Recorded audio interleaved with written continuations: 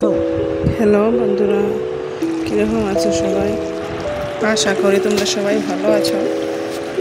তো আজকে আমি একটা নতুন রেসিপি নিয়ে গেছি।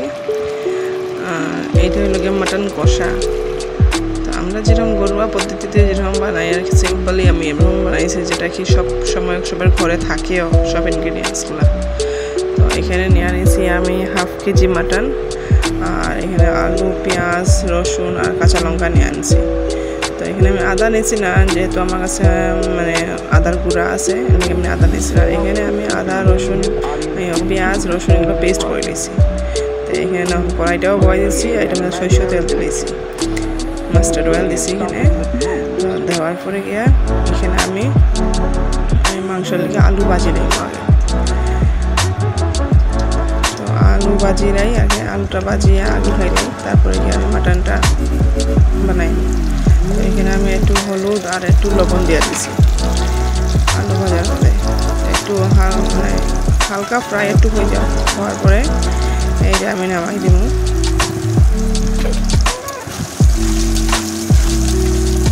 তো দেখুন এতটুকু ফ্রাই হয়েছে, আমি এখন নামাই দিব। এটারে নামানোর পরে আমি আবার তেল দিয়ে দিয়েছি, এটার মধ্যে এই পেঁয়াজ দিয়ে দিয়েছি এই মাটনের দিকে। এখন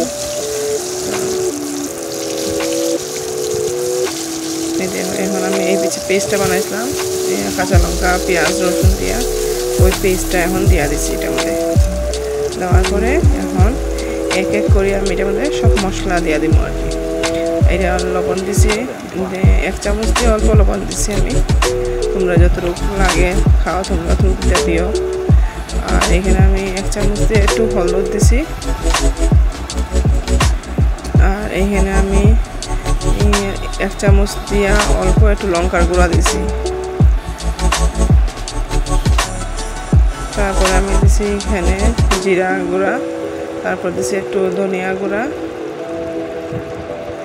1 চামচ জিরা গুঁড়া দিছি, 1/2 চামচ ধনিয়া গুঁড়া দিছি। এখানে দিছি আমি আদা গুঁড়া 1/2 চামচ, আর এখানে আমি 1/2 চামচ দিছি গোলমরিচের গুঁড়া দিয়া। এটা আমি মানে ভালো করে কষাইলাম মশলাটার আগে।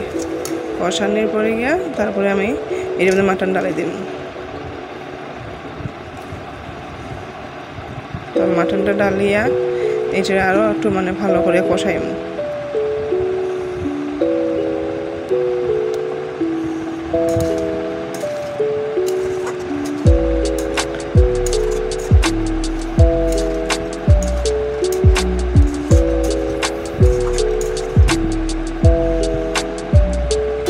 সেটা রেখে দিচ্ছি।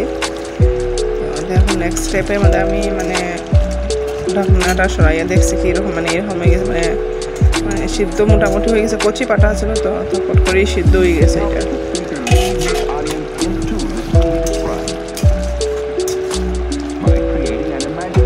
কচি পাটা আছে দেখে আমার এত মানে বানাইতে রান্না করতে এত সময় লাগছে না, যেহেতু এটা সিদ্ধ হয়ে গেছে।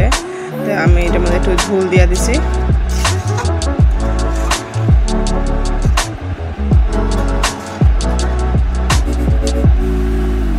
আর তোমরা যদি আমার রান্নাটা যদি ভালো লাগে তাহলে প্লিজ লাইক, সাবস্ক্রাইব আর কমেন্ট করে দিও প্লিজ। এই দেখো আমার মাংস তরকারি মাটন কষা হয়ে গেছে। আমি একটু ঝোল ঝোল রাখছি, তোমরা যদি চাও পুরো ইয়ে করে দে টানাইতে পারো।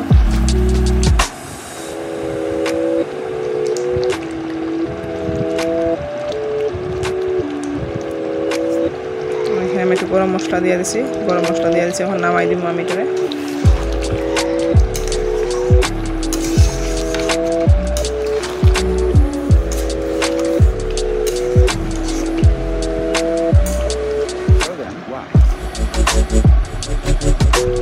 এই দেখো আমার মাটন কষা পুরো রেডি হয়ে গেছে।